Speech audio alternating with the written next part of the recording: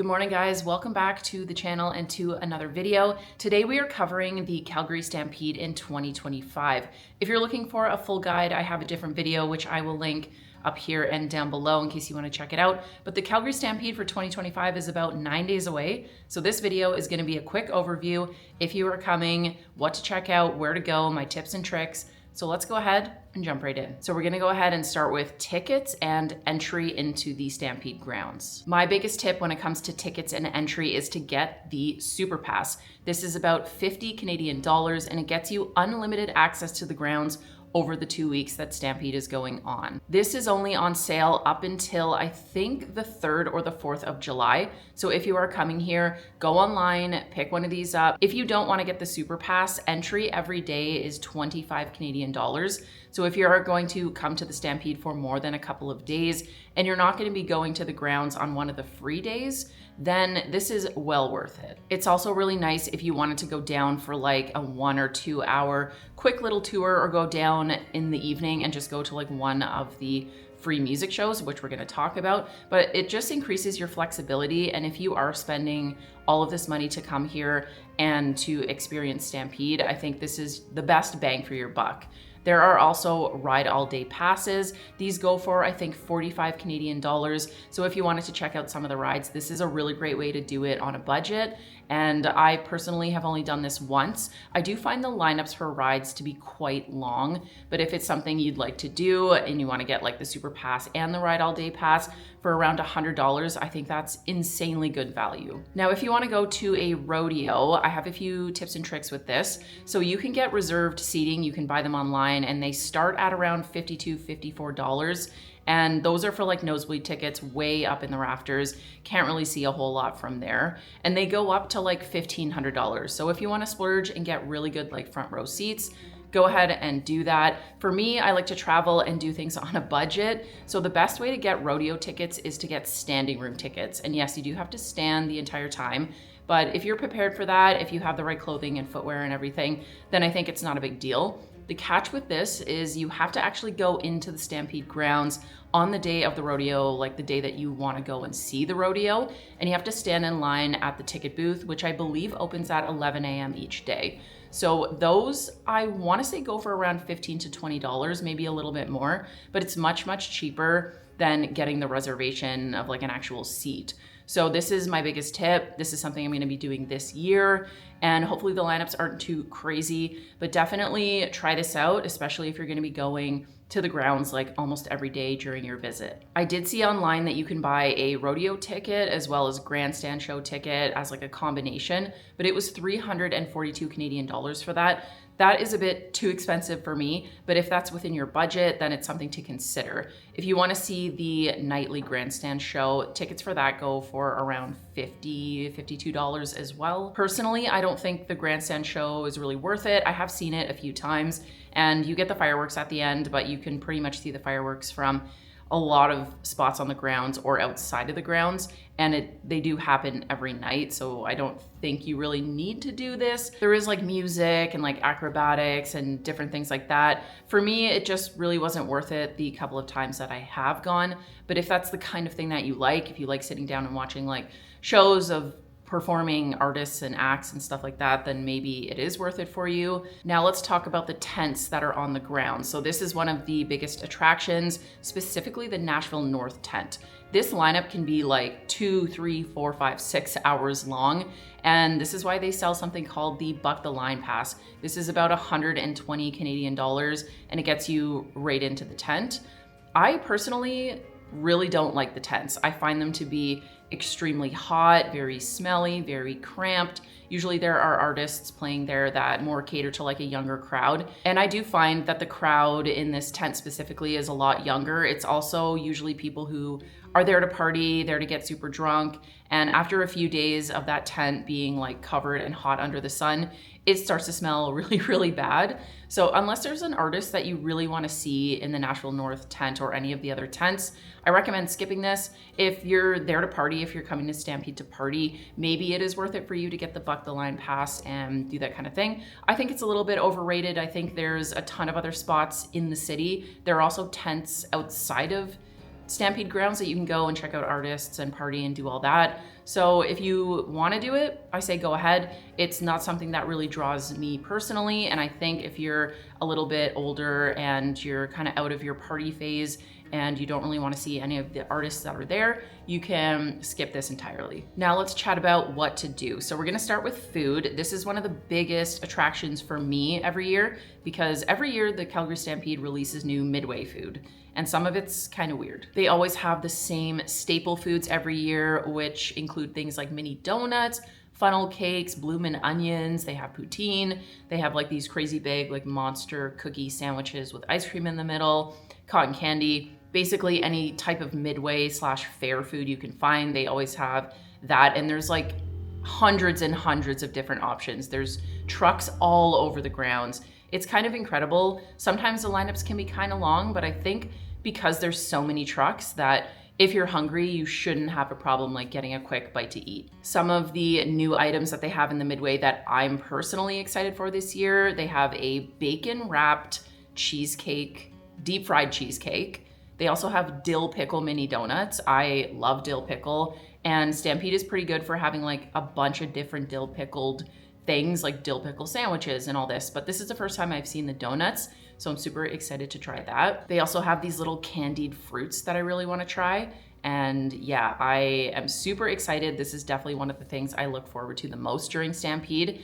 And they also have a lot of kind of grosser options. There's usually something that has like bugs in it, like there was scorpion pizza one year. I think this year they have like a worm poutine. Those are things that I definitely don't want to try, but if you're into that kind of stuff and you want to try something really weird and different, Stampede probably has something right up your alley. Another really big tradition with the Calgary Stampede are the pancake breakfasts. So there's only a couple of these during Stampede like that are actually on the grounds. I believe it is July 6th and the 9th, and it's in the morning. So it's from like 8 a.m. to I think 11 a.m. There are always a ton of different pancake breakfasts happening around the city. Usually you can find this information online. So the Calgary Stampede website calls these caravan breakfasts, and there's just a bunch going on across the city. You can go on there and check out the locations and the times to go and get some pancakes. Usually there are even more of these happening around the city. A lot of businesses do this, and it's hard to not find one, and they're free. So that's an incredible way to start the day. If you want to go to the grounds and experience it during Stampede, there are, yeah, those 2 days, the 6th and the 9th. So go and check those out. I also believe that both of those days are free entry days. So if you wanted to skip the Super Pass and just go on the free days, that's another way that you can save some money. Another one of the biggest draws to the Calgary Stampede for me personally is the live music. I'm not a big concert person, but they have something on the grounds called the Coca-Cola stage. This is outside and you can kind of like come and go as you please. And they have a ton of amazing artists, and it's all free. It's all included with your entry ticket. So again, if you get the Super Pass, you get everything on the Coke stage for free. Also, most of the shows in the Big Four Roadhouse are going to be free, though it can take a little while to get in there. There's usually a lineup, but that one is indoors, which is kind of nice. This year, I'm really excited to see Kaleo. The Arkells are gonna be there, Khalid, and I believe Simple Plan too. That's gonna be really, really cool. And the Big Four Roadhouse has like TLC, Lil Jon, and some more like R&B type music going on. So super excited for that. And I just think it's an incredible deal to get the Super Pass and go down to the grounds, even just for the live music. Like even if you just want to go and walk around and check out live music, such a good deal. I mean, concerts these days are like hundreds of dollars. So definitely worth it if you're into live music and seeing it outside. Something else I really like to check out when I am down on the grounds is the Stampede Show Band. So they usually do like a tour. They walk around the grounds at, I believe, like 2 o'clock every day, and they're just like playing their jams. And then they have an actual daily show where they're standing on like a big staircase and playing specific songs. Those go between 5 o'clock and 8:30 on certain evenings. I don't think they do this every single night. I could be wrong though, but definitely worth checking out. When you go to the Stampede, you will get like a little pamphlet that tells you kind of like what's going on and where, and give you a little map, so it's a little easier to get around. But definitely check out the show band. They are incredible. They practice so hard, and incredibly talented musicians, and it's just amazing to see them out and doing their thing. Another thing I think that you should do while you're on the grounds is to explore, go through all the buildings. There are a few agriculture buildings that you can go in, see the horses, see cattle, see pigs, and just learn about the agriculture industry. That is obviously a huge industry in Alberta. So come and check it out. I think it's all free, so why not go in there? And it's great for the kids if you have kids. And I think it's fun for adults too. You get to see these really big, beautiful horses. Usually there are Clydesdales, which are just absolutely gorgeous. So go and check those buildings out and learn something about the industry. The Western Oasis is one of my favorite spots during the Stampede. This is like kind of tucked into the back of the BMO Center, and it has like a wine bar, there's live music, there's a little stage in there, there's all this artwork, there's like some cool contest type artwork stuff they have in cases, and it's usually very, very quiet back there. I also believe they have some craft beer options if you're into that, but this is a area that's like air conditioned. You can get away from the crowds. Usually I don't see any kids in this part of Stampede, and it's a good place to go and just chill out, take a seat. I've never had a hard time finding a place to sit in there. Definitely recommend checking it out if you need a break. There is also something called the Market in the BMO Center. This hosts a bunch of different vendors in their little tents, and they have their tables set up. So you can go and check out some local vendors, see what kind of goods they have. Usually it's things like clothing and jewelry and products and stuff. So it's worth it just to go in there, check it out. Again, it's like air conditioned. It's a good spot to get off the grounds if it's super hot out. A really fun way to get around the grounds is going and taking the WestJet Skyide. So this you have to get tickets for, and usually the lineup is quite long, but I think it's one of the most fun and best things to do while you're on the grounds. It goes from the like west entrance almost all the way over to the east entrance. So you're going like pretty much all the way across the grounds. And obviously you're elevated, you go like up and then across. So you get to see the grounds from above. This is an amazing spot if you can manage it to watch like the sunset or to catch the fireworks. This is when the lineup gets crazy, crazy long. People trying to like time it so they're up there during the fireworks or the sunset. If you can manage it, definitely recommend. It is such a beautiful way to see the grounds. You get some really cool like photos and video, and just see how many people are actually there with you, because yeah, it's usually pretty crowded down there. A couple of the shows that I recommend seeing that are free include the Dog Bowl. So this has the super dogs. I think they're typically all rescue dogs, and they're super smart. They've been trained really well. They do all these cool tricks, and it's really fun for kids and adults alike.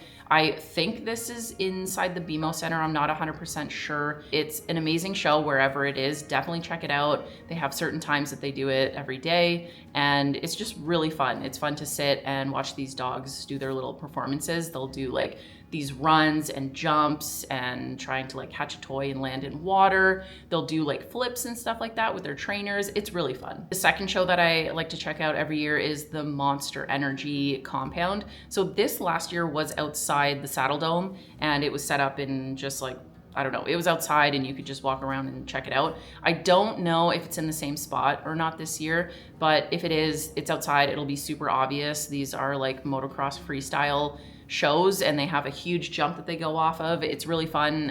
Again, it's free to check out. And the last thing I wanted to mention is fireworks. So I did mention this earlier. These happen every night. They happen at 11 p.m.